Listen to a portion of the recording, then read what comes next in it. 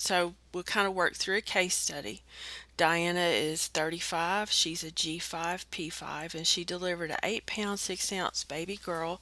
She delivered vaginally with an intact perineum, and her estimated blood loss was 500 mils. But during the fourth stage of labor, her vital signs, fundus, and lochia were within normal limits, and so she was transferred to mother baby, and this was 3 hours after birth. So, what is the postpartum period? And as we know, in your textbook, the immediate postpartum period is usually starts um, 4 hours after delivery, because this is called the fourth stage of labor during the immediate postpartum, first 4 hours. And then it's for about 6 weeks until she's rechecked again. So that's considered postpartum.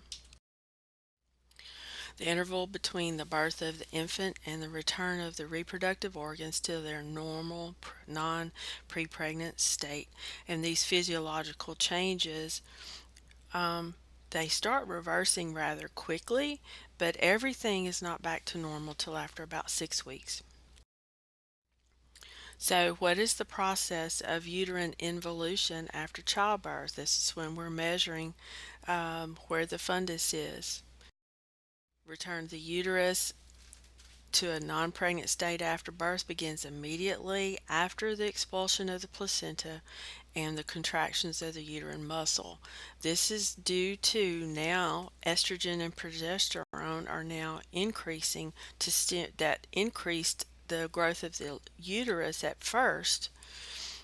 After delivery, estrogen and progesterone start going back down to normal levels so that everything can contract and return to normal. So, how is hemostasis achieved after the baby is born? Compressions of the intramyometrial blood vessels as the uterine muscle contracts. So the oxytocin that's released, as we talked about, from the posterior pituitary, it strengthens and coordinates the contractions, compressing blood vessels, promoting hemostasis. And so the rationale is to hopefully the uterus will remain firm and well contracted. So many times we will give oxytocin by IV after delivery of the placenta if she delivers vaginally. After a cesarean, we will give oxytocin by IV after the cesarean is complete to help the uterus. So after you receive report, we go to assess the client. Her vital signs are within normal limits, but the fundus is 2 centimeters above the umbilicus and is displaced to the right. We look at her sanitary pad. It's completely saturated with lochia rubra. Is this expected 3 hours after birth? Nope. Within 12 hours after birth, we should be able to feel the fundus at the level of the umbilicus, and the lochia flow should be decreasing. The rationale for this is at the end of the third stage, the uterus should be midline, usually 2 centimeters either at or below the level of the umbilicus, and within 12 hours, the uterus is going to rise to the level, and then 2 hours after the uterine discharge is like a very heavy menstrual period, and then the lochia should decrease. So what is the first thing that we might think about if her fundus is not where it should be and it's displaced? The nurse asked Diana to dangle at the bedside, and after confirming that she's not dizzy or lightheaded, I'm going to help her up to the bathroom to empty her bladder. Why do I think it's full? Because the uterus is displaced to the right. Boggy, and sometimes this will cause excessive bleeding if the bladder is full and compressing the uterus. A distended bladder pushes the uterus up and lateral. It prevents it from contracting. So In her case, her uterus was 2 centimeters above the umbilicus and it was displaced to the side, and her saturation was more than it should have been. So when she first gets out of bed, she has a strong gush of blood. And is that hemorrhage? Not necessarily. Sometimes it's confused with hemorrhage, but many times it increases with ambulation and breastfeeding, and it tends to pool in the vaginal area whenever the woman is lying in bed.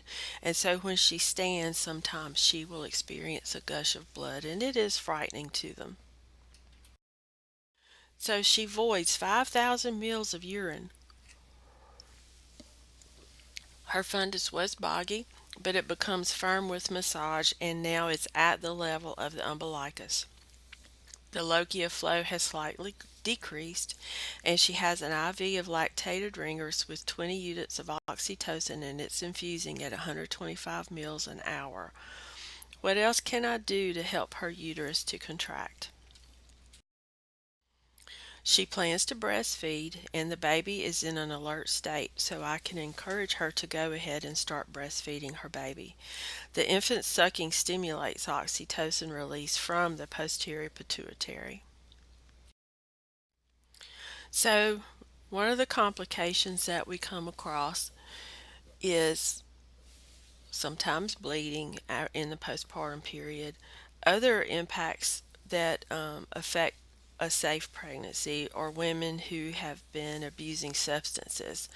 Um, this impacts not only the pregnant woman, but also it makes the fetus very vulnerable to teratogenic effects, and there's also addiction consequences. Whenever we're in class, I'll bring you a report from Louisiana on the substance abuse issues that we have here in Region 6. Um, Common substances in this area are still methamphetamines, and now more and more we're seeing opiates. Um, Fetal alcohol spectrum disorder, that's from mom's drinking with while she's pregnant. Other issues are too much caffeine and nicotine, cocaine use, of course, we talked about last week, sometimes with marijuana, opiates and other narcotics. The infant will experience neonatal abstinence syndrome, and what this is the neonate is born addicted to drugs, and so the baby will begin going into withdrawal, and we have to go through some measures in the NICU to help the baby manage neonatal abstinence syndrome. Other common substances are sedatives that mom is accustomed to using that she continues to use. Methamphetamines, as I said. Another one, well, I talked about opiates. What we see often, mother is already taking painkillers, and physicians approve for them to continue taking those while pregnant. This is a picture of a fetal alcohol syndrome baby. They have clear signs of fetal alcohol. The epicantral folds underneath the eyes, the ears sometimes will be a little low set, the nasal bridge is low, their nose is short, they have little palpebral fissures underneath the eyes, the jaw is rescinding a very thin upper lip, and their midface is rather flat, and they have learning disabilities as well. We have to get a really good, clear history and physical exam. Many times, women who abuse drugs, especially what we term as recreational drugs, they aren't getting adequate prenatal care. So sometimes we don't have a good history and physical. As with everything else in maternal newborn, we approach them very non judgmental. We do not know what their life is. We don't know if they're trying to get off drugs. We don't know what's been going on. Um, our focus is a safe delivery of a safe baby so that we can do some intervention and make sure the baby is okay. The state protective agencies will usually do an investigation for those newborn drug screens that we find that are positive. We want to try to help provide counseling and education. And our goal is, if mother is interested in getting better, that we try to take care of this and we try to make sure that the baby is going to go home to a safe environment. Other conditions that could put the pregnancy at risk: if mother has a cardiac or respiratory disorder, if she's anemic, if she has autoimmune disorder or a specific infection, and especially diabetes. There's a really good ATI on gestational diabetes that I want to open for you. That is a really good case study simulation for you to go through and understand what is done when a woman is diagnosed with gestational diabetes. Congenital heart conditions that can affect pregnancy, and we're not going to go in depth into these. You just need to have a knowledge of, if she has a cardiac issue and she is symptomatic, we have things that we have to be aware of and that we have to pay close attention to while she's in labor, because it can make her cardiac insult get worse. Some conditions that sometimes we won't see here because they will be under the care of a maternal fetal specialist: tetralogy of Fallot, an atrial septal defect, a ventricular septal defect, or a patent ductus arteriosus. We're hoping some of these were taken care of during the time the woman was an infant or a child, but they may continue to have some cardiac problems after these things were repaired at a younger age. There are acquired heart conditions that can affect pregnancy. Some of you have probably heard of mitral valve prolapse or mitral valve stenosis, aortic stenosis, some type of cardiomyopathy, or even myocardial infarctions that could affect the pregnancy. What do we know about cardiovascular functioning in the cardiovascular system in pregnancy? What has to happen? The cardiac output increases, the work of the heart increases. So you can understand logically if there's any type of cardiac problem or cardiomyopathy, that it could just, with this increased cardiac load, increased stroke volume, it can put more stress on the heart during pregnancy. So the impaired function usually results from either a congenital defect or a history of rheumatic heart disease, a valve prolapse, or some type of stenosis. These issues are more common because they've had some type of early intervention during infancy, but it's very dangerous, just like I told you, because of the plasma volume increase that happens during pregnancy. And you can understand why the stress of labor would also be have caused more of a problem if she has a cardiac problem. So there are 4 classes which you need to have a good working knowledge of. If she's a class 1 cardiac problem, her activity is unrestricted. She can go on about her business while she's pregnant, and usually everything is fine. Sh and she usually doesn't even notice that she may have a mitral valve prolapse or an issue with the cardiac muscle. Class 2 is whenever even just doing ordinary activities causes her to be fatigued or have cardiac symptoms. These are very important to know if she's pregnant. Class 3, even doing less than ordinary activities causes her to have cardiac decompensation. And class 4 would be class 3 and 4 are ones that we would hopefully be able to talk to them during preconception counseling and encourage them that they do not really need to try to get pregnant because of problems that they could have cardiac wise, and possibly not even be able to carry a fetus to term, because in class 4 she has cardiac insufficiency even when she's resting. So, rheumatic heart disease. Sometimes this follows a strep infection or a strep pharyngitis, which sometimes we see people walking around with strep and sometimes they don't even get treated. This is the reason why it needs to be treated. You have a sore throat and have potential for strep, you could develop rheumatic heart disease, or it could even kill you because strep can sometimes go straight to the heart muscle. So I really get on my soapbox about this one because I have seen more than one child end up with a cardiomyopathy and going into cardiac arrest from having strep. This can cause scarring on the heart valves. The mitral valve is the most common site, and it can lead to pulmonary hypertension, pulmonary edema, or congestive heart failure. So you can understand why pregnancy would put a heavier load on the woman's cardiac muscle and cause her to have issues.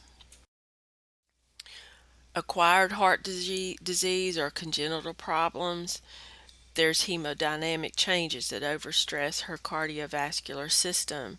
So we need to provide a risk assessment during the prenatal period, and she will need to come and have more frequent prenatal visits. Every visit, vital signs. What are her heart sounds? What was her baseline? Have there been any changes in her heart sounds? Her weight each and every time she comes, measuring the fetal activity and having her to be more aware of fetal activity. When was the last time you felt your baby move? Has anything changed? What is her lifestyle? What is her occupation? What does she do during the day? What kind of symptoms has she had? Has she had more increased fatigue? All of those things are very important because we need to assess for the signs and symptoms of any type of cardiac decompensation. If she has a left to right shunt, uh, could be an atrial septal defect, some other a ventricle septal defect, or she could have had a patent ductus arteriosus during infancy. Or if there's a right to left shunt, this just gives you some examples of what could have caused those cardiac problems. So she could even have a peripartum, which would be a cardiomyopathy that developed from something minor, but pregnancy caused it to just blossom, or a cardiomyopathy that developed during the postpartum period. Sometimes we see people who have some type of cardiac issue, didn't really give them any problems until they came in, went into labor. We used some oxytocin or we induced their labor with oxytocin, and they ended up developing a cardiomyopathy. There's some other drugs that could cause them to develop, but we see it more frequently with inductions and using Pitocin. So, what do we need to do if she has some type of cardiac disease?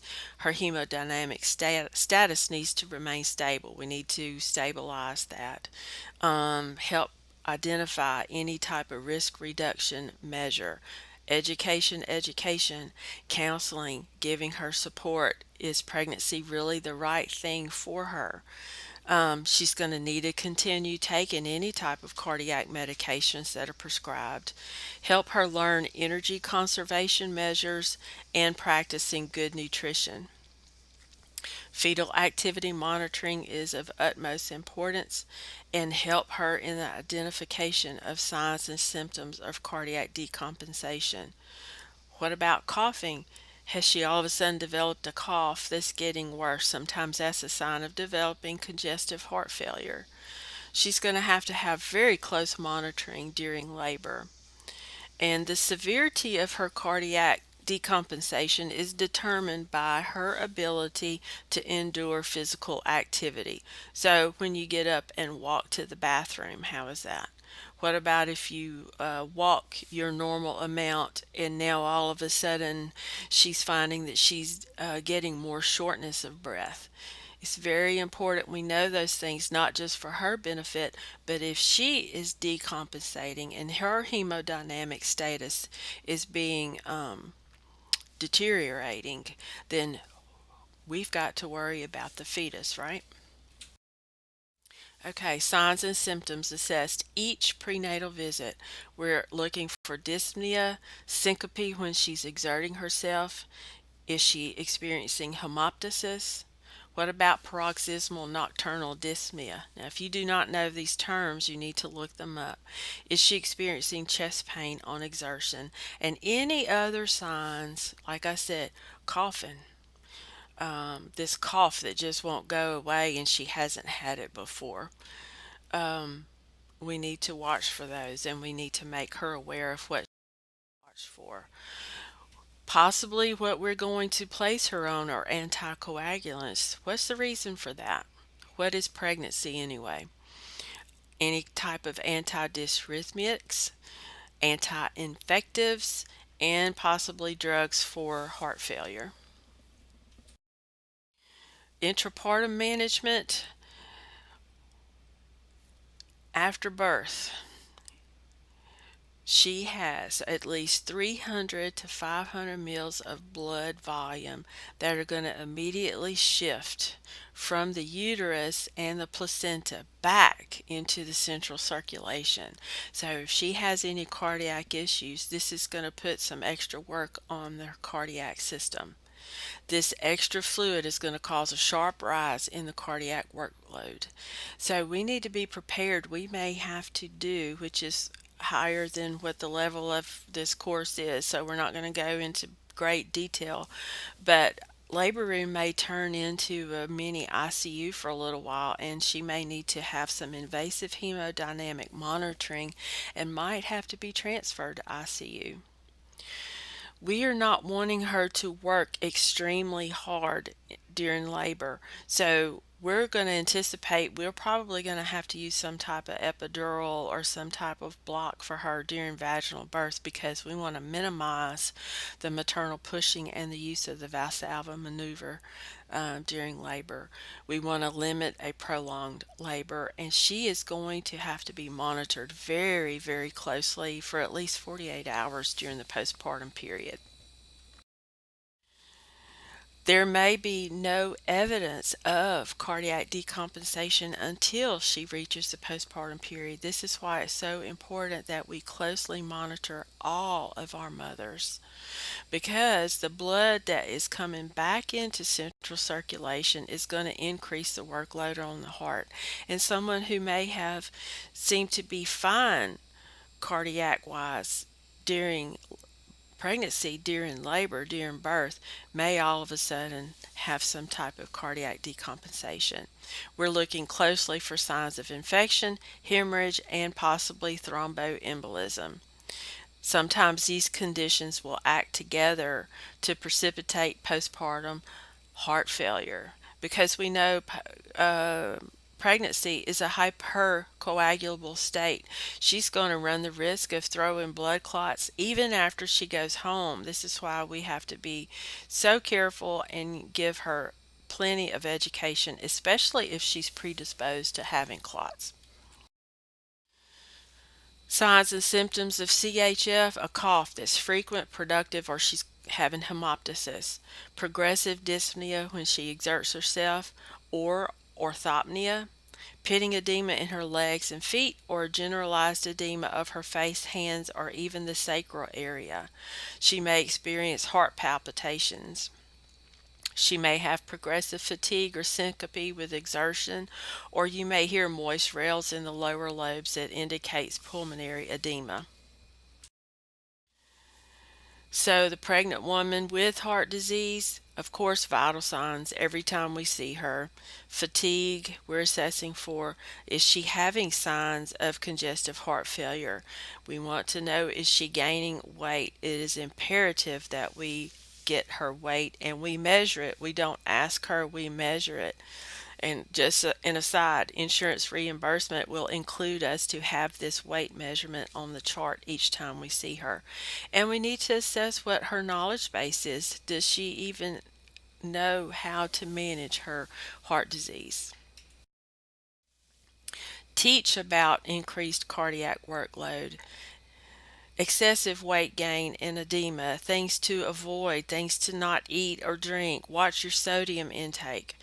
Teach about increased workload with exertion, exposure to things that could cause extra problems, how to address her emotional stress, and help the family to accept these restrictions on activity. Mom can't keep cleaning house and mopping and vacuuming like she has been. Some people need to step up to the plate and help with some of these things.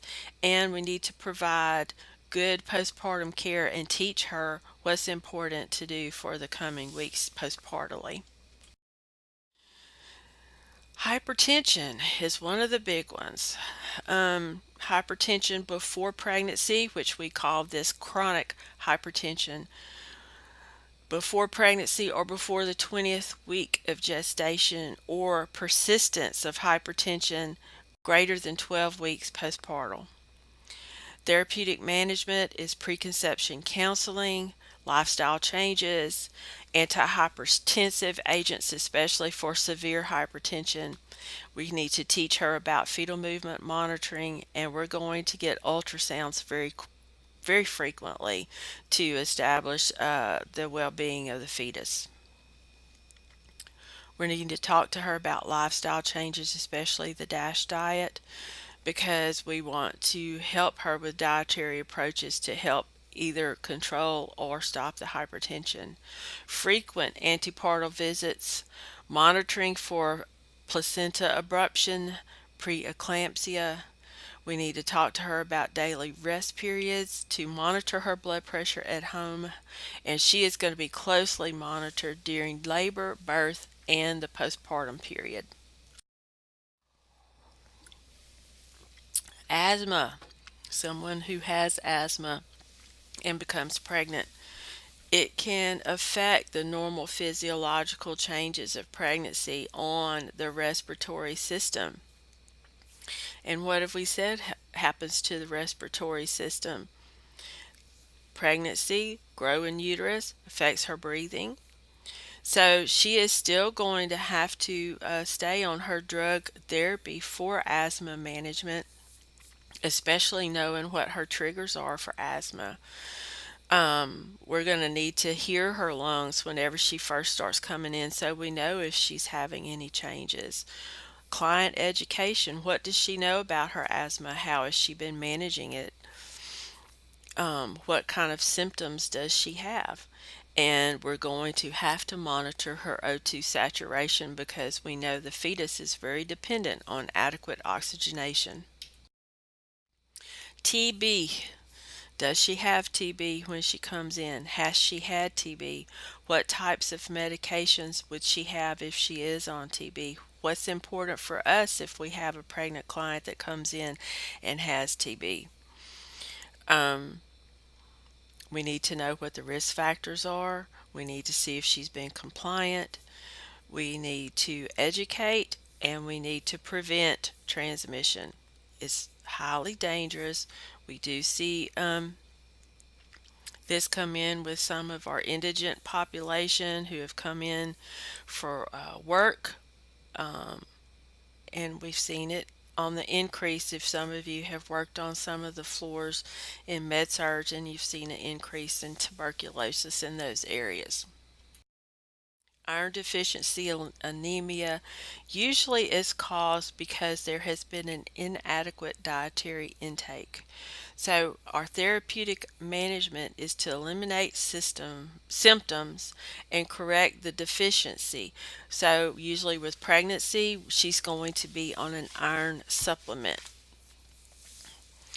Fatigue, weakness, malaise, anorexia, susceptible to infection. She'll have pale mucous membranes, tachycardic, and pallor. She will have abnormal lab results. This is not the same as physiologic anemia from, as we said, increased plasma levels causing a hemodilution. This is a low hemoglobin and a low hematocrit, which tells us she has low serum iron. She may have a low serum ferritin. So you need to know what the difference between physiological and iron deficiency anemia are. We need to ensure that she's taking her prenatal vitamins and iron supplements. If she says they make her nauseated, we talk to her. Take it with some crackers, wait till later in the day. We give her dietary instruction and counseling and give her education on her drug therapy. Thalassemia. We're just going to talk about it because it's in your textbook. This is one of those things you don't see real often. There are two forms, minor, which is alpha thalassemia, and beta, which is major. Those with beta thalassemia usually cannot carry a pregnancy to term. With minor, it usually has very little effect on the pregnancy, except she will have anemia. She will have to be, her anemia will have to be managed. With major, there's a severe hemolysis, and babies usually just cannot survive. So, the management of thalassemia is dependent on the severity of the disease, and we will give supportive care and management based on severity. And this is one individual who really needs to go to preconception counseling. Sickle cell anemia, you've probably talked about this in previous classes before. It is a defect on the hemoglobin molecule, the hemoglobin S, and because the cells will start to sickle.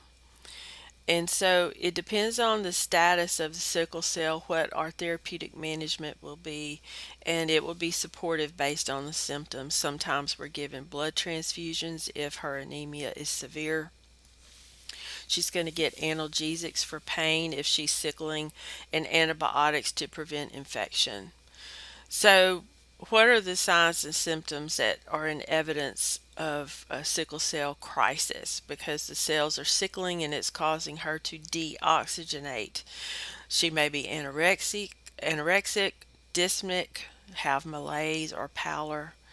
When she's in crisis, she begins to start having severe abdominal pain. She may have muscle spasms, leg pain, a stiff neck. She starts running fever. She could have nausea, vomiting, or even seizures. She needs a lot of support. We need to give her a lot of education because she is at high risk for clots, high risk for respiratory decompensation, and high risk for having issues with fetal decompensation. When she's in labor, we want to manage her rest. We need to manage pain. She's going to be on oxygen and IV fluids, and we're going to be doing very close fetal heart monitoring. Postpartum, she's still going to be at high risk for clots, so we'll be for sure to have her on SCDs or anti-embolism stockings and talk to her about future family planning. Because going through labor is stress. When sickle cell clients experience stress, many times they will go into crisis, and so we need to manage that as best we can. Important facts about sickle cell: hydration is very important to promote hemodilution to help those red blood cells circulate through the blood vessels. We do not give supplemental iron for this type of anemia because it's not caused by iron deficiency. Sickle cell is from a folic acid deficiency to help stimulate RBC synthesis. So it's important for us to know the difference. Again, if she's in crisis, usually they'll talk about how much pain they're having. They will have fever, abdominal pain. They may have edema in their hands and feet. You may even see some leg ulcers, and sometimes they can even have a stroke. We want to prevent them from going into hypoxia. They still need to receive their vaccines as necessary. They need to have genetic counseling. It's important to know sickle cell is passed from parents who have the sickle cell trait or sickle cell anemia. If she has an infection, we need to give her the antibiotics. We will give her analgesics, and if she requires a blood transfusion, which sometimes they do, we will give that as indicated. Autoimmune disease, we'll talk about this just a little. Um, Usually, localized autoimmune disease is going to target specific organs like Hashimoto's or Graves' disease. These target the thyroid gland. Systemic autoimmune usually attacks multiple organs, like lupus is going to attack the lung, the heart, the joints, the kidneys, brain, and red blood cells. These types of individuals who do have autoimmune disease are better served with preconception counseling is very important. Infections that we need to pay close attention to: cytomegalovirus, we've talked about rubella before, herpes simplex, hepatitis B, varicella, parvo, group beta strep, toxoplasmosis, which is carried by cats, and HIV. All of these are dangerous to a pregnancy. So it's very important, especially rubella. And if mom is not rubella immune, not a whole lot we can do for this pregnancy. We're just hoping she does not get exposed to measles, but she will get the vaccine before she goes home. Okay, women who are HIV positive, the impact it has on pregnancy, which we've talked about it before. There's threats to not only the mom, there are threats to the fetus even surviving, and threats to the newborn. So the mother is going to need to be placed on antiretroviral drugs twice a day from week 14 until the baby is born. And unfortunately, sometimes we do not know that she is HIV positive until she comes in and she's getting ready to deliver and we find out she's HIV positive. She also needs to receive the IV administration of these ITF drugs during labor, and then the baby is going to have to be placed on the oral syrup for the first 6 weeks of its life. A decision has to be made for the birthing method. If she's had no prenatal care and it's just been discovered that she has HIV, many times it's going to be decided that she really needs to have a cesarean to help control exposure. Some physicians under control environment will go ahead and deliver vaginally, but because of we're not really sure if this baby is HIV positive as well, we can do a better control of a non-traumatic cesarean section. We need a really good history and physical. HIV antibody testing will be done, and sometimes whenever they're HIV positive, they will test positive for other STIs as well. In the state of Louisiana, if she's had no prenatal care, uh, there won't be a do you want an HIV test. The HIV test is going to be done pregnant for protection of the mom, protection of the baby, protection of all of us who are going to be taken care of. Not that we are going to use any different precautions than we do for everyone else. We're just a little bit more aware of being very careful. Um, this would be in my notes from the CDC about the stages of HIV, and what the symptoms will be like.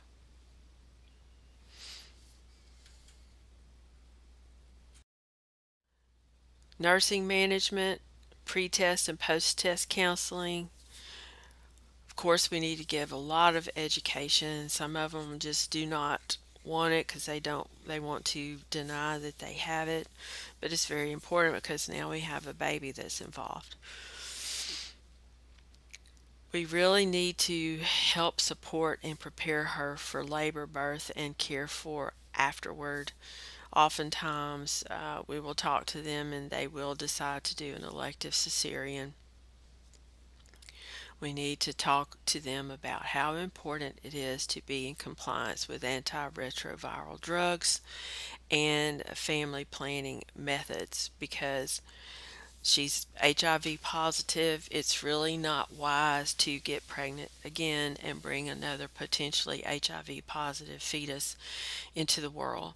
Um, Sometimes, if it is caught and the baby has not tested HIV positive yet, with good compliance with antiretroviral drugs, sometimes this baby will not develop HIV or AIDS.